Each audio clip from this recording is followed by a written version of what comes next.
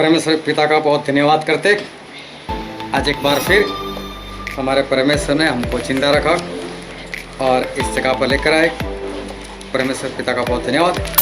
आओ हम उनके वचन में चलते और बाइबल से भजन संहिता उसका 139 अध्याय 139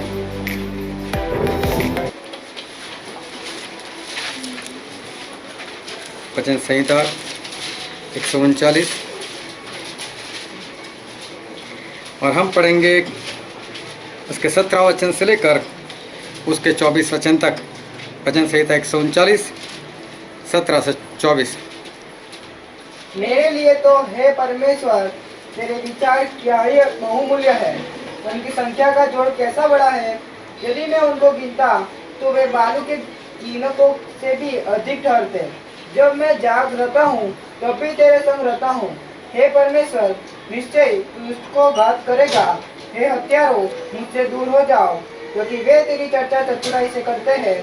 तेरे शत्रु तेरा नाम झूठी बात पर लेते हैं। हे यहोवा क्या मैं तेरे बैरियों से बैर न रखूं और तेरे विरोधियों से रूठ न जाऊं। हाँ, मैं उनसे पूर्ण बैर रखता हूँ। हाँ, मैं उनको अपना शत्रु समझता हूँ। हे परमेश्वर मुझे जांच कर जान ले, मुझे परख कर मेरी चिंताओं को जान ले और देख कि मुझ में कोई बुरी चाल है कि नहीं, और अनंत के मार्ग में मेरी अगुवाई कर। परमेश्वर पिता का वचन हमारे लिए बहुत ही आशीषित है और परमेश्वर पिता का वचन जो है वो सच्चा है।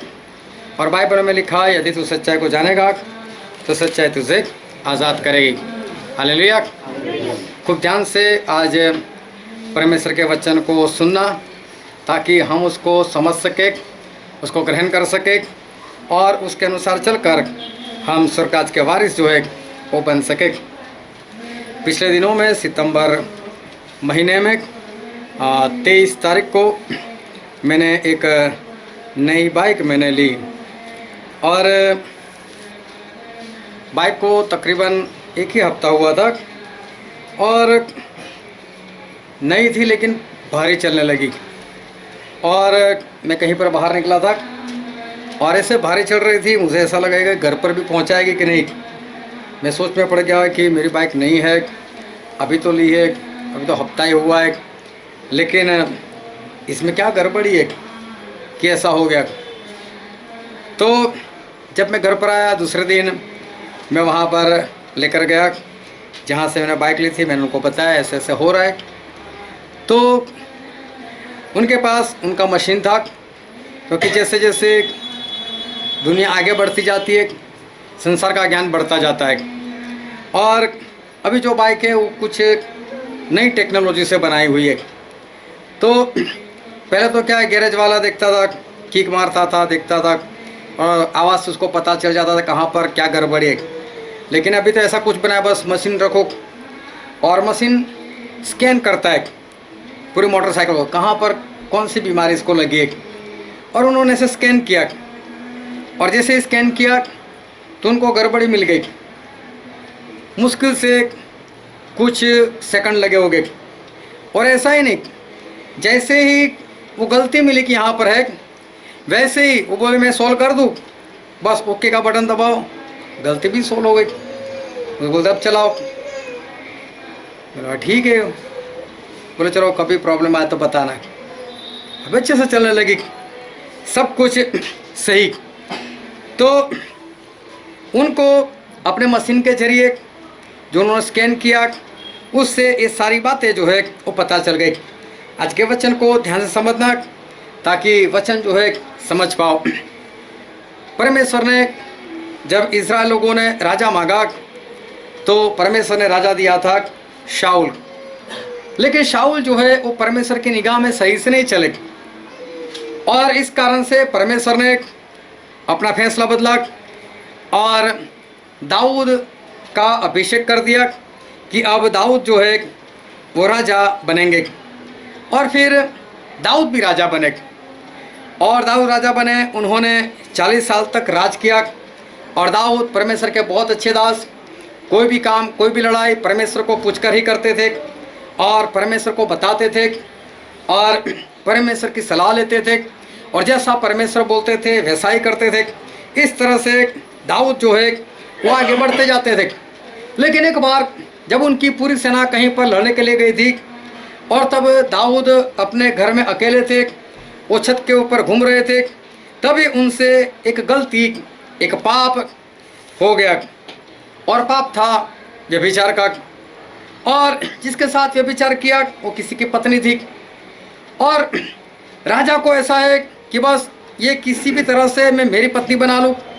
और दाऊद ने ऐसा किया कि उसका जो पति था उसको भी मरवा दिया और उस तरह से काम किया कि किसी को पता भी ना चले कि इसके पीछे दाऊद है। लेकिन दाऊद ने एक व्यभिचार और एक मर्डर, ये दो काम बहुत सिफत से और चालाकी से, होशियारी से उन्होंने कर दिया। अभी क्या हुआ, उस व्यभिचार से एक लड़का भी पैदा हो गया। तो ज़्यादा नहीं तो पाप करने के बाद 1 साल लग गया होगा। और तभी परमेश्वर ने एक नाथान भविष्यवक्ता थे, उनको उनके पास भेजा। और नाथान ने जाकर बताया कि एक धनवान हुआ करता था और उसके सामने एक गरीब परिवार हुआ करता था। धनवान के पास काफ़ी भेड़ बकरी थी, लेकिन जो गरीब था उसके पास तो एक ही भेड़ या तो बकरी थी। और वो तो अपने बच्चे की तरह उसकी पालना करता था, अच्छे से रखता था, खुद के साथ सुलाता था, खुद के साथ खिलाता था। लेकिन एक दिन उस धनवान के घर कोई रिश्तेदार आया तो उसको खाना बनाना था। तो उसने ऐसा किया कि अपनी भेड़ बकरियों में से कुछ नहीं लिया, लेकिन वो गरीब जो था उसकी ले ली और काट कर खिला दी। और राजा को आया क्रोध। दाऊद बोलता है मेरे राज में ऐसा घिनौना पाप कौन है, वो पक्का मार दिया जाएगा। और जैसे ही दाऊद ने ऐसा बोला तो वैसे ही नातान ने बताया कि दाऊद वो तो खुद है। दाऊद सोच में पड़ गए मैं, और 1 साल पहले की सारी घटना बताई। क्या तूने ऐसा नहीं किया? क्या तूने जो बात से बात थी उसके पति को लड़ाई में मरवा नहीं दिया? और ये सारी बातें जब दाऊद को बताई तो बाइबल में लिखा है कि दाऊद ने अपने गुनाह को मान लिया। दाऊद ने कहा कि परमेश्वर मुझे क्षमा करे, मैं मेरे गुनाहों को मानता हूँ। अब सवाल ये है कि दाऊद इतने अच्छे से चलने वाले व्यक्ति, उन्होंने गुनाह किया और गुनाह करने के बाद दाऊद को 1 साल तक पता भी नहीं चला कि मेरे से गुनाह हो गया है, मेरे से पाप हो गया है। जब बाइबल पढ़ते हैं तो पता चलता है कि हाँ, सही में दाऊद को ये बात पता नहीं चली कि मैंने इतना बड़ा गुनाह कर दिया। अपनी चालाकी से, अपनी होशियारी से जब नातान ने बताया तब ये दाऊद जो है उनको पता चला मुझसे सही में गलती हो गई थी। अगर ये बात उनको पहले पता चल गई होती तो पहले क्षमा मांग लेते, लेकिन पहले उन्होंने क्षमा नहीं मांगी थी, मतलब उनको पता नहीं चला था। अभी सवाल होता है, इतना बड़ा पाप अगर कोई इंसान करे और उसको ना पता चले, ऐसा हो सकता है? एक बार प्रभु यीशु जा रहे थे, उनके पीछे काफ़ी भीड़ थी। एक जवान लड़का और वो भी धनवान, और वो भागता हुआ प्रभु यीशु के पास आया और प्रभु यीशु के पास आकर घुटनों के बल गिर गया और प्रभु यीशु से कहने लगा, प्रभु यीशु मैं अनंत जीवन पाना चाहता हूँ, मैं क्या करूँ? तो प्रभु यीशु ने उसको बोला कि अगर तू अनंत जीवन पाना चाहता है तो तू एक काम कर, तू बोले आज्ञाओं को मान। तो ये बोलता है कौन कौन सी आज्ञा है?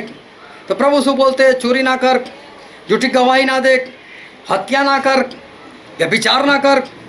तो ये प्रभु यीशु को बीच में रोकता है कि यीशु ये सब तो मैं बचपन से करता आया हूँ, अभी मेरे अंदर कौन सी ऐसी बात है, मेरे अंदर कौन सा अधूरापन है?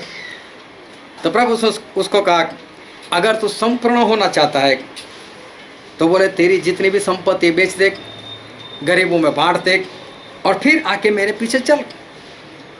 और जैसे ये बात प्रभु उसने कही, ये जो इंसान था पल को झुकाए वहाँ से धीरे से निकल गया, उदास हो गया।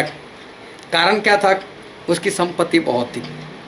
जब इसने पूछा कि प्रभु मैं क्या करूं, तो प्रभु उस व्यक्ति को एक के बाद 10 आज्ञाएं बताने जा रहे थे। और 10वीं आज्ञा क्या है? लालच मत कर।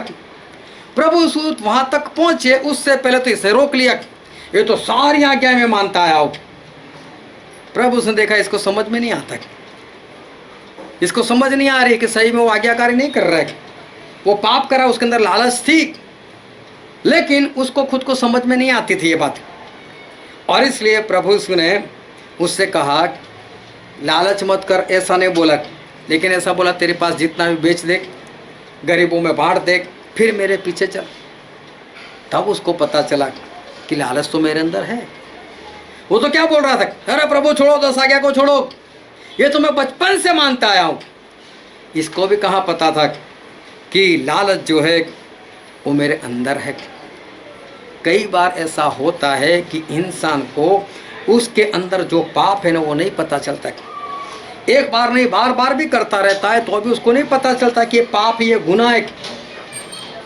वो ऐसा भी नहीं कि नज़रअंदाज करता है, वो बेगुनाह की तरह आगे बढ़ता ही जाता है, उसको नहीं पता कि सही में मैं कुछ गलत कर रहा हूँ, वो तो वैसे ही आगे बढ़ता जाता है। एक बार एक पति पत्नी थे, उन्होंने कहीं पर किराए से घर लिया और वहाँ पर रहने के लिए वो लोग चले गए।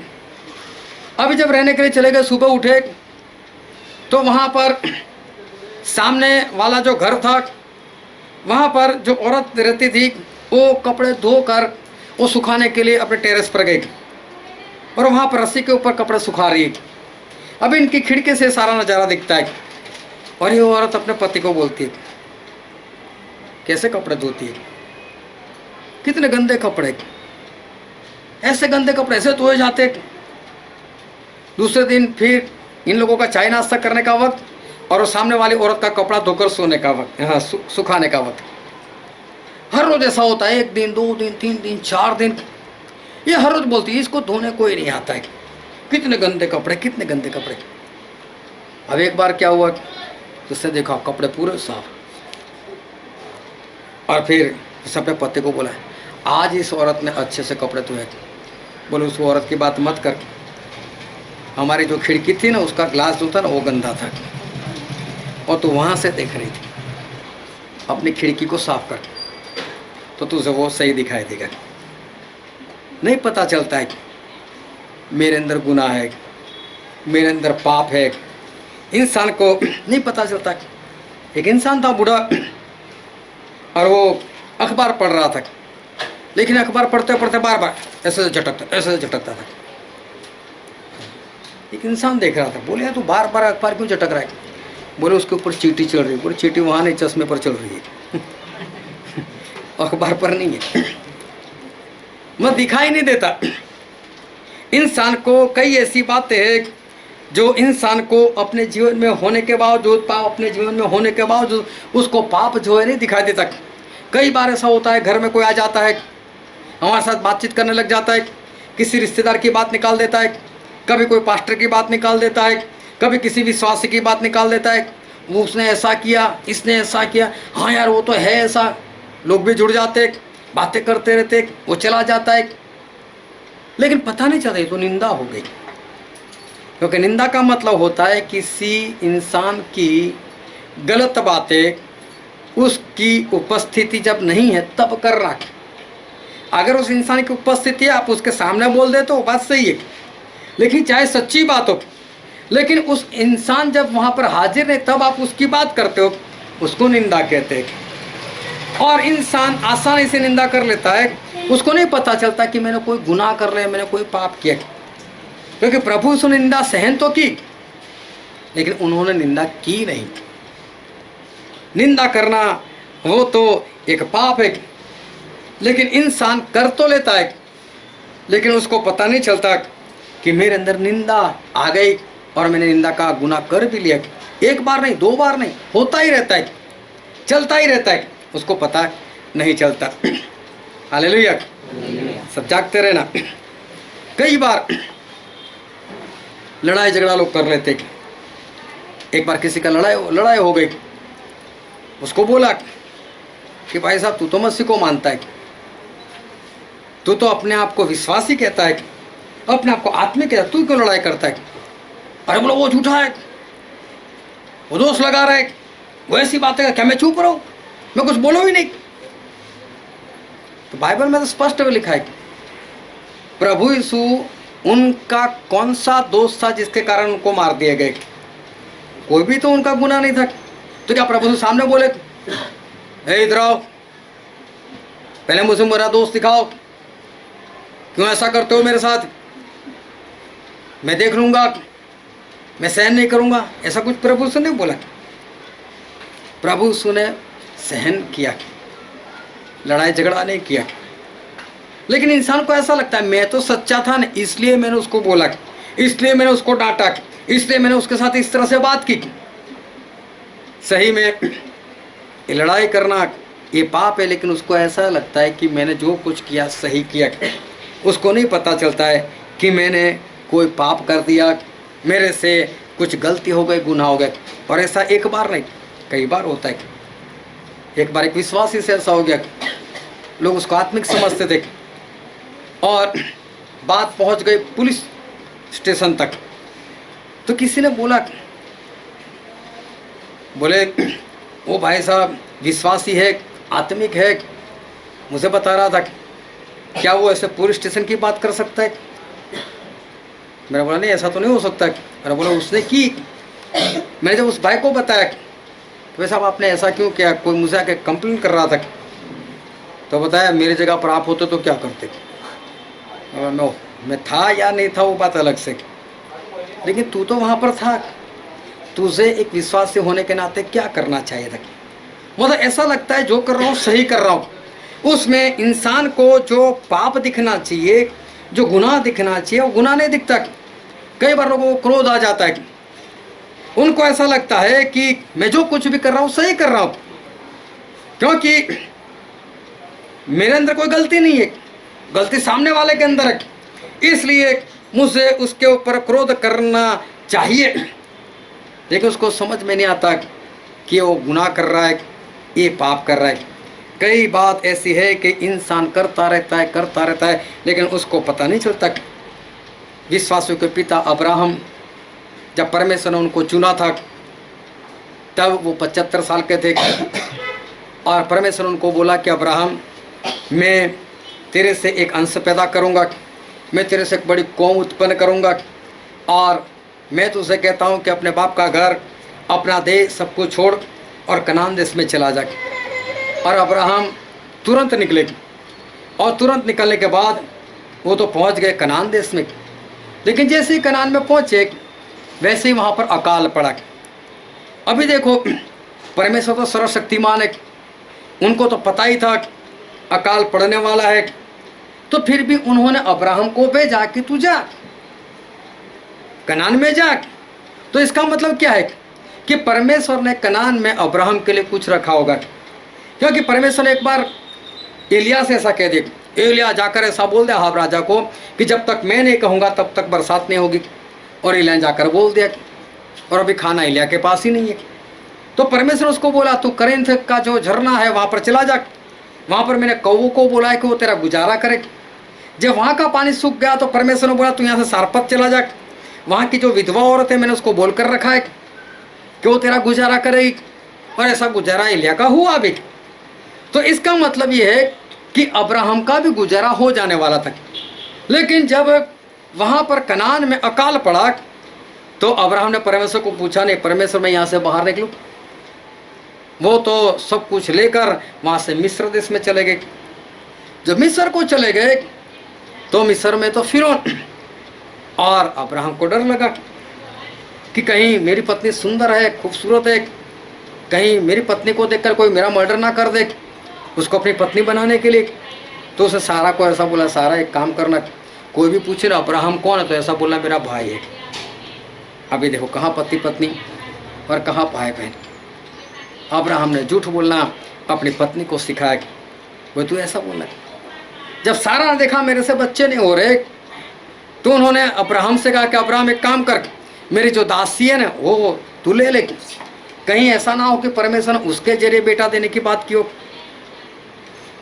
तो अब्राहम ने परमेश्वर से पूछा नहीं कि परमेश्वर ऐसा करूं या ना करूं, लेकिन ऐसा हुआ कि उन्होंने उसके साथ शादी कर ली और बच्चा भी पैदा कर लिया। तो ये सारी बातें जो है वो अब्राहम से होते रही, जो सही में गलती थी, जो गुनाह था, लेकिन अब्राहम को पता नहीं चला। और ऐसे 24 साल बीत गए और अब्राहम अब 99 साल के हो गए। जब 99 साल के हो गए तो परमेश्वर ने अब्राहम को बुलाया। और बाइबल में हम पढ़ते हैं उत्पत्ति उसका 17 अध्याय उसका पहला ही वचन।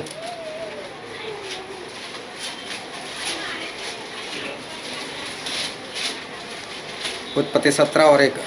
जब अब्राहम 99 वर्ष का हो गया तब यहोवा ने उसको दर्शन देकर कहा, मैं सर्वशक्तिमान ईश्वर हूँ, मेरी उपस्थिति में चल और सिद्ध होता जा। हाँ, जो कभी चोरी नहीं करता, जो खून नहीं करता, जो व्यभिचार नहीं करता, अगर किसी ऐसे इंसान को जाकर आप ऐसा बोलो जिसने कभी चोरी नहीं की, आपसे चोरी मत करना, तो उसको क्रोध नहीं आएगा।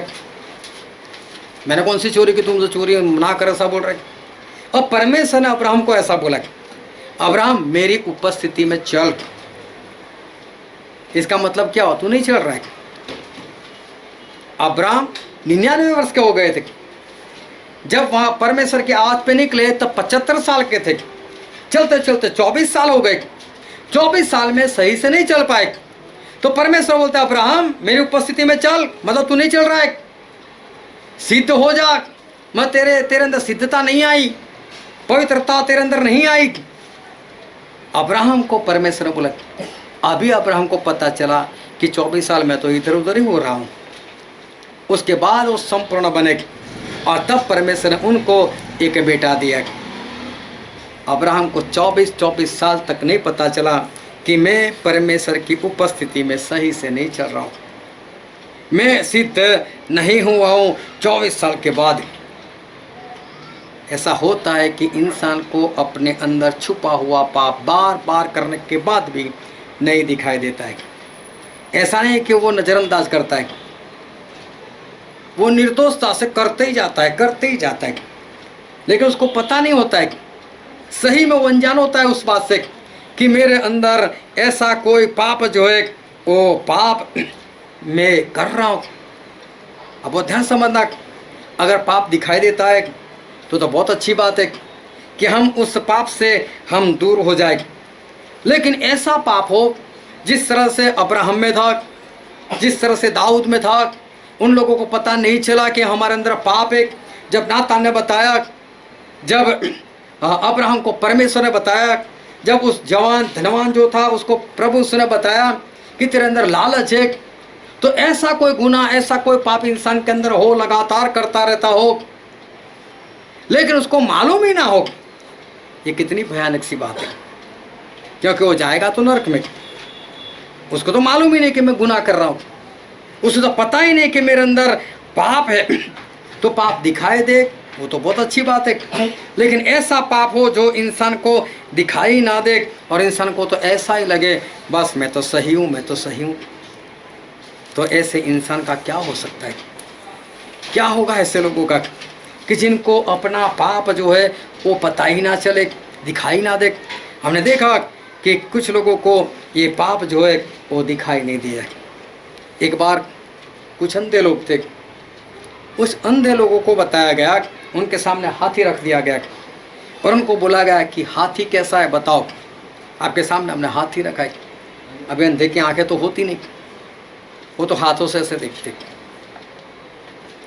तो एक अंधा जो था उसके हाथ में हाथी के पैर आ गए, उसे दोनों हाथों से ऐसे ऐसे कर कर देखा, अरे ऐसा तो खंभा होता है।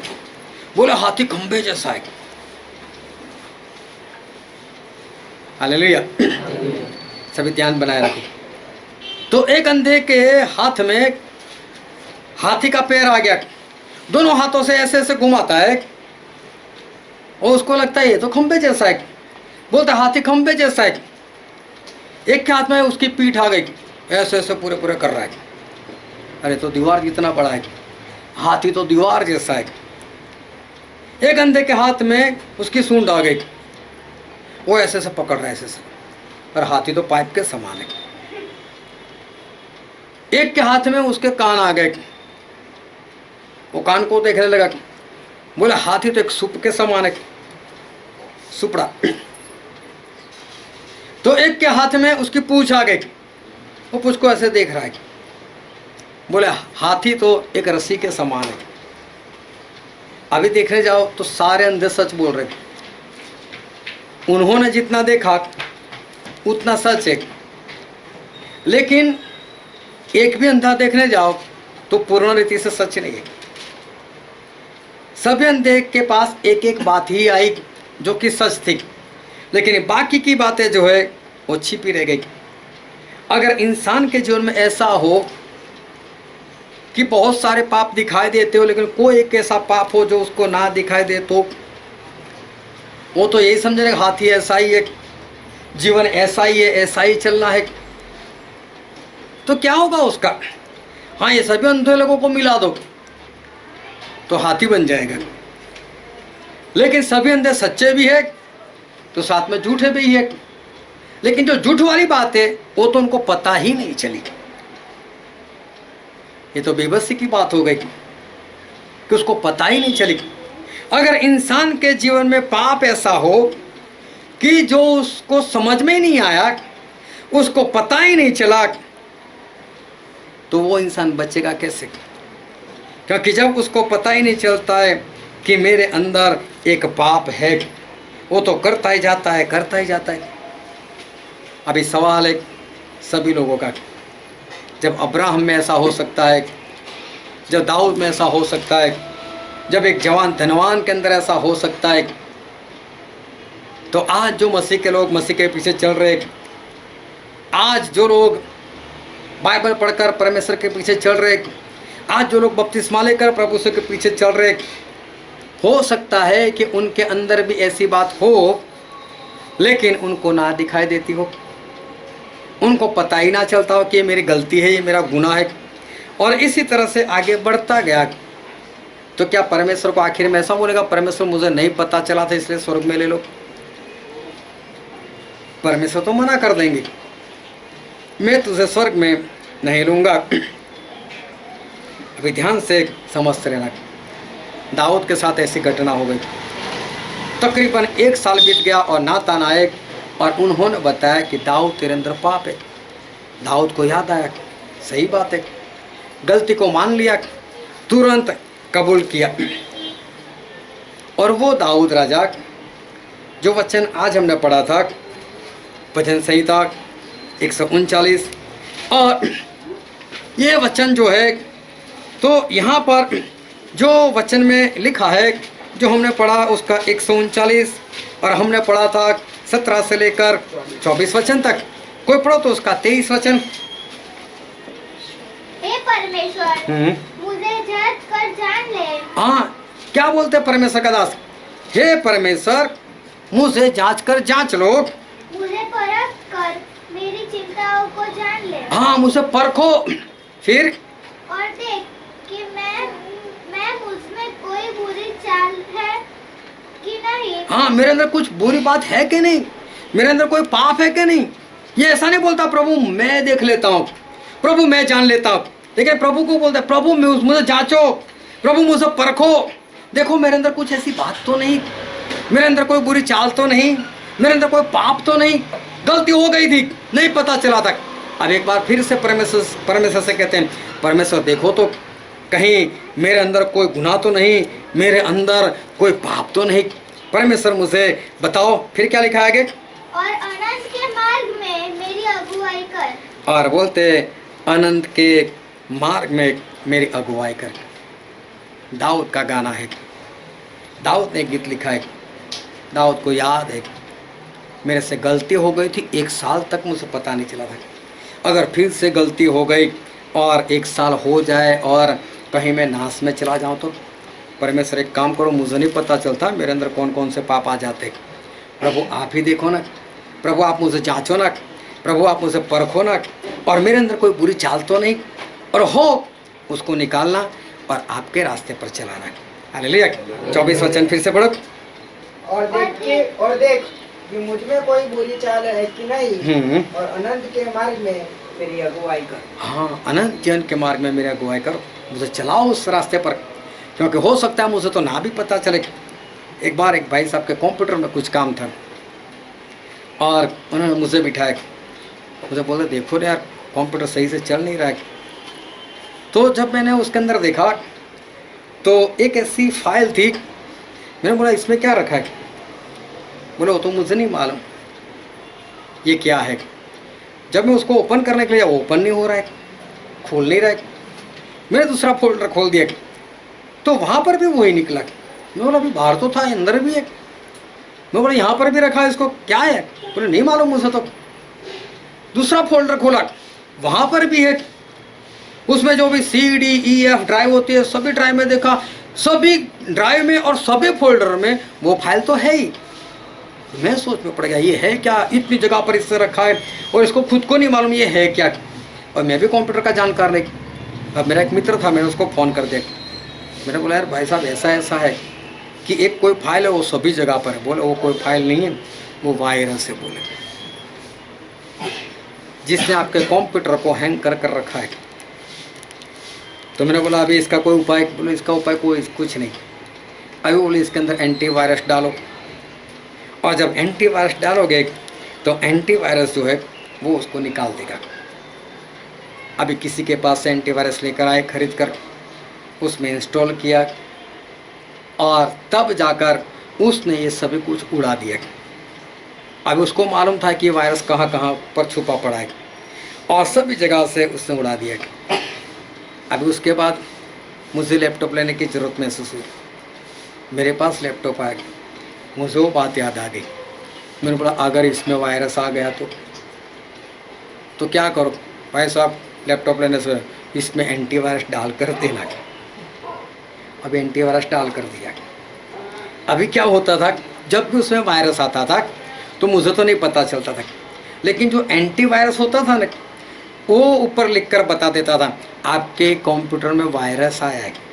मैंने उसको ढूंढ निकाला है, क्या करूँ? निकाल दो, ओके करो, ओके करो तो वायरस गायब। अभी टेंशन फ्री, जितने वायरस आ रहे आने दो। एंटीवायरस है, उसको आज जैसे आएगा वैसा ही तुरंत उसको ढूंढ लेगा, तुरंत बोलेगा निकाल दूँ या रखूँ, तो वायरस को तो रखना है ही नहीं। और एंटीवायरस जो है वो उस वायरस को वो तुरंत निकाल देगा। हालेलुया। हमारे जीवन में पाप जो है ना वो वायरस है। जो पाप, जो निंदा, जो ईर्ष्या, जो क्रोध, जो लुचपन, ये सारी बातें जो है वो एक वायरस है।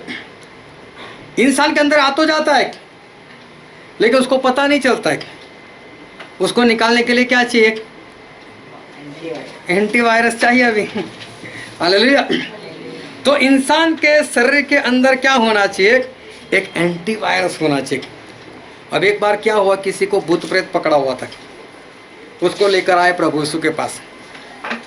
प्रभु यीशु भूत प्रेत को एक ही बार बोला चल निकल जाए यहाँ से, वो तो निकल गया, वो भाग गया। जो इंसान था वो ठीक हो गया। कुछ लोगों ने वहाँ पर प्रभु यीशु की निंदा भी की, ये तो बाल जबुल की सहायता से करता है ये वो। लेकिन उसके बाद प्रभु उसने लोगों को बताया कि देखो जो दुष्टात्मा होता है ना वो इंसान के शरीर से जब निकलता है ना तो बोले वीराने में चला जाता है। ऐसी जगह जहाँ पर पानी भी नहीं होता है, पूरा भागता है। क्योंकि प्रभु यीशु ऐसे वैसे नहीं है। प्रभु यीशु अगर खड़े हो जाए ना तो शैतान भी एक कीड़े के समान दिखता है। शैतान के सामने अगर हम इंसान खड़े हो जाएं तो हम कीड़े के समान है, लेकिन परमेश्वर खड़े हो जाएं तो शैतान भी कीड़े के समान है। और शैतान जो परमेश्वर से बहुत डरता है। और जैसे ही प्रभु यीशु आया, प्रभु यीशु ने आज्ञा दी तो शैतान की ताकत नहीं है कि वहाँ पर खड़ा रह सके। और एक बार जब इंसान को जान मिल जाए, उसको जान से ना मार दिया जाए, उसको ऐसा बोलो तू भाग यहाँ से नहीं तो मैं तुझे ख़त्म कर दूँ, पीछे देखने वाला है। इतना भागा पूरा वीराने में। फिर वहाँ जाकर रहने लगा। एक दिन, 2 दिन, 3 दिन पीछे मुड़ मुड़ कर देखता है यीशु मसीह आते तो नहीं रहे, यहाँ पर मारने के लिए आते तो नहीं रहे। यीशु मसीह नहीं गए वहाँ पर मारने के लिए। अभी क्या कुछ दिन तक तो वो रहता है, फिर उसको वो जगह में मज़ा नहीं आता है, उसको वापस वही घर याद आता है, चलो ना वापस जाओ। देखना कई लोग ऐसा बोलते, कई बार उनको कोई बीमारी लग जाती है, कोई दर्द लग जाता है, प्रार्थना करते अच्छा हो जाता है, 2 दिन 4 दिन 5 दिन 10 दिन, फिर वापस से फिर से क्यों आए? होता है ना ऐसा। कुछ बातें ऐसी होती है, चंगाई तो मिल जाती है, 2 दिन 5 दिन 10 दिन, फिर से आ जाता है, फिर से भगाते फिर से आ जाता है। उनको सवाल हो जाता है ऐसा क्यों होता है, वापस क्यों आ जाता है? तो वो सोचता है कि मैं वापस उसी घर में जाऊं जहां से मैं निकला था। अभी वो वापस वहीं पर आता है, लेकिन चारों ओर देखकर यीशु तो नहीं, यीशु तो नहीं, यीशु तो नहीं है। और जब उसके शरीर के पास आ जाता है तो हमको तो शरीर का बाहर वाला हिस्सा दिखाई देता है, लेकिन शैतान को तो अंदर से सब कुछ दिखा देता है। वो तो डायरेक्ट ऐसे दिल में झाँक कर देखता है, ये पूरा खाली, पूरा साफ सुथरा, मैं तो बिगाड़ कर रखा था, लेकिन यीशु तो पूरा साफ कर दिया, लेकिन है भी नहीं यीशु यहाँ तो। मारो एंट्री। फिर याद आता है नहीं नहीं नहीं, फिर से आकर भगाएंगे तो वापस भागता है। उससे बुरे और 7 आत्माओं को इकट्ठा करता है, इधर आओ, अभी यीशु मसीह हैं तो उनको भी भगाएंगे। पहले उन्होंने भगाया था, मैं अकेला था, तुम मेरे साथ दो, मेरे साथ चलो। एक तो था, 7 और लेकर आए, कितने हो गए? 8 हो गए। ये 8 मिलकर दिल में रहने लगे। अभी इसके मन में ऐसा होता ही नहीं कि मैं यीशु को बुलाऊं ताकि मुझे वापस शुद्ध करे। पहले तो अंधा था और गूंगा था, अब बहरा भी बना दिया। अब कोई यीशु की बातें कर उसको सुना दे तो याद आया ना, सब कुछ उसके जीवन से चला गया। और प्रभु उसने कहा कि ऐसा जो इंसान होता है उसकी पिछली दशा जो है वो पहले से भी बुरी हो जाती है। और हम बाइबल में पढ़ते हैं वचन, मत्ती उसका 12वां अध्याय और उसका 43 से 45 तक पढ़ो तो। जब अशुद्ध आत्मा मनुष्य में से निकल आ जाती है तो दुखी जगहों में विश्राम ढूंढती फिरती है और पाती नहीं, तो कहती है मैं अपने उसी घर में जहाँ से निकली थी लौट जाऊंगी। और लौटकर उसे सुना, झाड़ा फुहारा और सजाया पाती है। तब वह जाकर अपने से और बुरी 7 आत्माओं को अपने साथ ले आती है और वे उसमें बैठकर वह आवाज करती है और उस मनुष्य की पिछली दशा पहले से भी बुरी हो जाती है। हाँ, प्रभु से स्पष्ट कहा कि दुष्ट आत्मा निकलता है, वापस वहीं पर आने की सोचता है। क्यों? वो उसका घर था और वापस आता है तो उसको कैसा दिखता है? साफ सुथरा, लेकिन साथ में कैसा दिखता है? खाली। पाप क्या है? वायरस है। पाप किससे आता है? शैतान की आत्मा से आता है। तो वही वायरस है, उसको निकालने के लिए क्या चाहिए? एंटीवायरस चाहिए। एंटीवायरस कौन हुआ फिर? वो तो हमारे प्रभु यीशु है। अब वो वायरस देखता है कि पहले एंटीवायरस में भगा था, लेकिन एंटीवायरस को इंस्टॉल नहीं किया अंदर, दिल को तो खाली रखा। मारो एंट्री, हालेलुया। और फिर इंसान पाप के ऊपर पाप, गलती के ऊपर गलती, और उसको पता नहीं चलता कि मैं कोई पाप जो है जानबूझकर किए जा रहा हूँ, लेकिन उसको पता ही नहीं चलता कि ये पाप है, ये पाप है। लोग परमेश्वर से काम करवाते, लोग प्रभु यीशु को बुलाते, प्रभु यीशु मेरा ये अच्छा कर दो, मुझे जॉब दिला दो, मेरी शादी करवा दो, मुझे बच्चा दे दो, मुझे घर दे दो, मुझे ये करो, मुझे वो करो। जैसे ही परमेश्वर ने काम किया, परमेश्वर भी आप जाओ यहाँ से, 750 से ज़्यादा करोड़ लोग हैं, मेरे पास कब तक रहोगे? जाओ जाकर और काम करो, मेरा काम तो हो गया।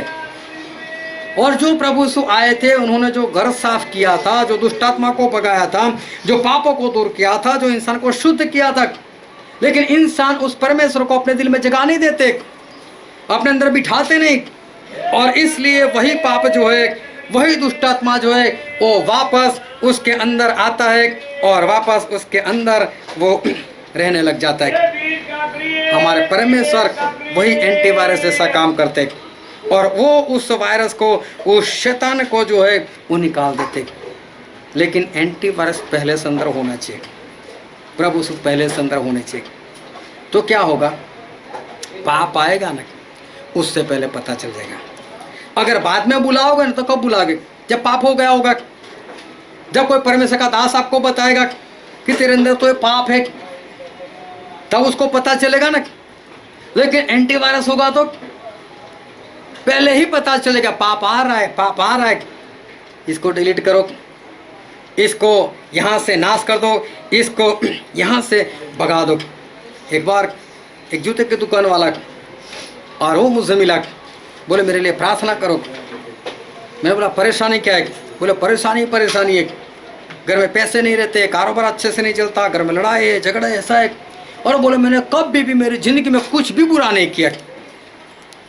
मैंने बोला मैं अगर बताऊं कि आपने बहुत बुरा किया है तो बोले नहीं, मैंने सच में, मुझे मालूम है मैंने कभी किसी का बुरा नहीं किया। मैंने बोला कभी अस्पताल गए हो? बोला हाँ। और अभी कोरोना में तो देखो लोगों को ऑक्सीजन की कमी हो गई, लोगों को ऑक्सीजन मिल नहीं रहा है। अभी कल या परसों किसी अस्पताल से पूरा ट्रक भरकर लोग एक ऑक्सीजन का बोतल चोरी कर लेकर गए। डॉक्टर लोगों को बताना पड़ा कि भाई साहब आप जो उठा कर गए वो ऑक्सीजन के बोतल नहीं, नाइट्रोजन के, किसी को लगा दोगे तो मर जाएगी वो इसलिए वापस देकर जाओ, वो आपके काम के नहीं है। इतनी मुश्किल आ गई। उसका बिल देखो कितना बनता है। पहले से ही बोल देते 12 लाख रुपए खर्चा होगा, 15 लाख रुपए खर्चा होगा, 8 लाख खर्चा होगा। लोग डर रहे चारों ओर। मैंने बोला कभी आपको ऑक्सीजन लगा? उस दुकान वाले से कहा, बोले नहीं। मैं बोला मालूम है ऑक्सीजन कहाँ से आता है? बोले नहीं। आपका नाक ऑक्सीजन ही कैसे लेता है? उसके अंदर कौन सी मशीन फिट है मालूम है? नहीं। मैंने बोला देखो हमारे परमेश्वर जिन्होंने अपने स्वरूप के अनुसार आपको बनाया, उनके 2 हाथ इसलिए आपको 2 हाथ है, उनके 2 पैर इसलिए आपको 2 पैर है, आपको प्रभु यीशु ने बनाया, उनके मुंह से ऑक्सीजन निकला है, उन्होंने आपका नाक बनाया है। और जो नाक आपको ऑक्सीजन ले रहा है, आपने आज तक कितनी बार सांस ली आपको मालूम है? बोले नहीं। मैं बोला कभी प्रभु यीशु का धन्यवाद किया? बोले नहीं किया। मैंने बोला इतना तो बुरा कर रहे हो और आप बोलते हो कि मैंने कभी किसी का बुरा नहीं किया। बोले अरे बात तो ठीक है। पता चलता था कि मैंने ऑक्सीजन के लिए कभी परमेश्वर का धन्यवाद ही नहीं किया। चलो तो अन्य जाति से थे, क्या मसीह को मानने वाले हर रोज ये प्रार्थना करते परमेश्वर आपने ऑक्सीजन दिया, परमेश्वर आपका धन्यवाद, हालेलुया। लेकिन पता चलता है ये पाप हुआ। परमेश्वर ने मुझे इतना दिया, मैंने तो परमेश्वर का शुक्रिया तक अदा नहीं किया। पैसे तो नहीं दे सकते लेकिन शुक्रिया तो कर सकते हैं उनका। तो ऐसे बहुत सारे पाप है जो पता नहीं चलता। उसके लिए क्या करना चाहिए? प्रभु यीशु को पहले से अंदर बिठाओ, प्रभु यीशु को पहले से अपने दिल के अंदर जो है वो जगा दो। और अगर प्रभु यीशु पहले से अंदर है, अगर एंटीवायरस पहले से ही अंदर है, तो जब भी वायरस आएगा वो काम करे उससे पहले ही पता चल जाएगा। वो आपके शरीर को हैंग कर दे, बंद कर दे, उससे पहले ही पता चल जाएगा। और इसलिए दाऊद जो राजा है उनको याद है कि मेरे से एक बार गलती हो गई थी। पूरे 1 साल तक मुझे उस गलती के बारे में पता नहीं चला था और मुझे नातान ने बताया था, लेकिन दूसरी बार ऐसा हो गया तो इसे दाऊद राजा क्या बोलते? एक बार फिर से जो वचन हमने पढ़ा था उसका 23 और 24 वचन पढ़ो। हे परमेश्वर मुझे जांच कर जान ले, मुझे परख कर मेरी चिंताओं को जान ले। हाँ, प्रभु को कहते हैं दाऊद राजा कि मुझे जांचो, मुझसे परखो, फिर और देख कि मुझ में कोई बुरी चाल है कि नहीं। हाँ, दाऊद कहते देखो प्रभु मेरे अंदर कोई बुरी चाल है कि नहीं, मेरे अंदर कोई पाप है कि नहीं, मेरे अंदर कोई ऐसा बुरा आचरण है कि नहीं, मेरा कोई ऐसा चाल चलन है कि नहीं, देखो। फिर और अनंत के मार्ग में मेरी अगुवाई कर। और बोले कि अनंत के मार्ग में मतलब कि स्वर्ग के रास्ते पर मुझसे चलाओ। मतलब मुझे नहीं पता चलेगा कि मेरे अंदर पाप है। तो दाऊद राजा परमेश्वर को बोलते मुझे जांचो, मुझसे परखो, मतलब मेरे अंदर रहो। क्योंकि किसी की भी जांच पड़ताल करने होगी तो उनको बोलना पड़ेगा ना, मुझे छुओ, मुझे हाथ लगाओ, तभी तो जांच पड़ताल करेंगे ना। तो एक लड़का था और उसको पैरों में लग गया, ठोकर लग गई, उसका नाखून जो था वो पूरा बाहर आ गया, हल्का सा चमड़ी के साथ जुड़ा हुआ था, खून निकल आया था, उसको दर्द हो रहा था। डॉक्टर के पास गया, डॉक्टर ने बोला इसको साफ कर कर पट्टी बांधनी पड़ेगी। बोले कोई बात नहीं, बांधो। और डॉक्टर ने जब रुई लिया वो साफ करने के लिए वो जो केमिकल होता है जो भी लिया, इसको डर लग गया। वो डॉक्टर हाथ मत लगाओ, वो डॉक्टर हाथ मत लगाओ, वो डॉक्टर हाथ मत लगाओ। तो हाथ नहीं लगाऊँ तो करूँगा कैसे? हाथ तो लगा देना पड़ेगा। प्रभु को बोलो प्रभु मुझे जांचो, मुझे परखो। तो प्रभु आप वहीं पर रहो, वहीं से जांचो, वहीं से परखो। नहीं प्रभु आप मेरे दिल में बैठो और देखो मेरे कोई चाल बुरी तो नहीं, मेरे अंदर जांचो, मेरे अंदर परखो, और प्रभु ऐसे कोई भी बात हो तुरंत उसको डिलीट मार दो, उसको भगाओ यहाँ से। एक बार मेरे से गलती हो गई थी प्रभु, हालेलुया, अब दूसरी बार मैं पाप करना नहीं चाहता। तो हमें क्या कहना चाहिए?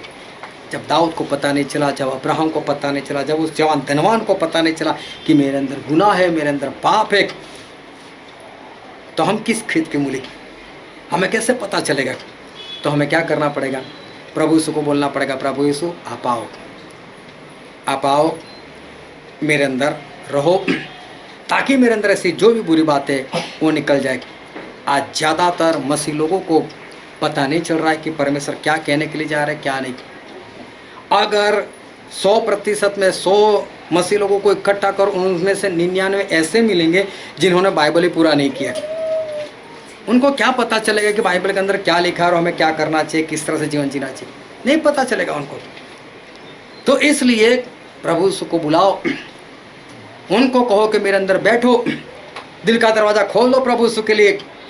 और जब प्रभु यीशु आपके अंदर आएंगे तो कोई भी वायरस, कोई भी शैतान की आत्मा आपको छूने भी आएगी, प्रभु तुरंत उसको पकड़ लेंगे और बोलेंगे करो डिलीट, या इसको एंट्री देनी है और मैं भागता हूँ यहाँ से, तुरंत बता देंगे।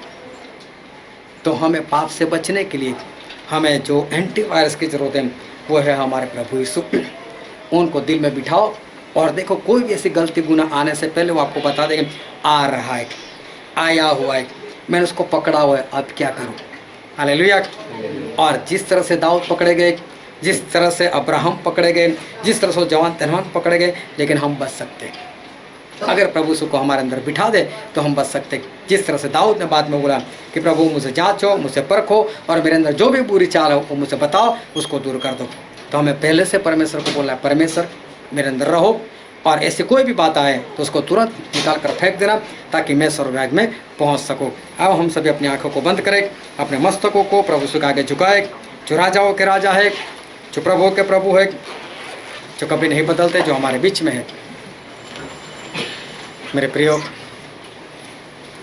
परमेश्वर हमारे बीच में है, उनका वचन सनातन है, उनका वचन सच्चा है। अभी ये वक्त है कि हम अपने आप को जांचें, हम अपने आप को परखें, अपने आप से सवाल करें, क्या आपके जीवन में ऐसा हुआ है? क्या आपके घर में कोई आया, किसी की बुरी बातें की, निंदा की, और आप भी उसमें शामिल हो गए, और आपको आज तक उस बात का पता ही नहीं चला कि मैंने निंदा कर दी? अपने आप को जांचो, अपने आप को परखो। कहीं ऐसा तो नहीं हुआ कि फोगट में आप गुस्सा करते रहे, जिस बात में गुस्सा होने की ज़रूरत नहीं थी, और आज तक आपको उस बात का पता नहीं चला कि मैंने क्रोध कर कर गुनाह किया था, पाप किया था? कहीं ऐसा तो नहीं कि आपके जीवन में किसी वस्तु की, किसी चीज़ की या किसी बात के लिए आपके अंदर लालच है और आज तक आपको पता नहीं चल रहा उस बात का? मेरे प्रिय दाऊद को पता नहीं चला, 1 साल हो गया। कहीं ऐसा ना हो कि आपका लंबा समय बीत जाए और उस बीच में ही प्रभु सुखाना हो जाए और आप नाश हो जाओ। तो करना क्या है? प्रभु यीशु को बोलो कि मेरे अंदर आओ, मेरे अंदर बैठो, मेरे अंदर ही रहो, मुझे जांचो, मुझे परखो, और मेरी बुरी चाल है उसे ढूंढ कर उसके निकाल दो। आज प्रभु यीशु से ही प्रार्थना करो ताकि बचाए जाओ। ये वचन समझने के लिए, ग्रहण करने के लिए, उसके अनुसार चलने के लिए प्रभु यीशु की कृपा हम सभी पर होने पाए। Thank you.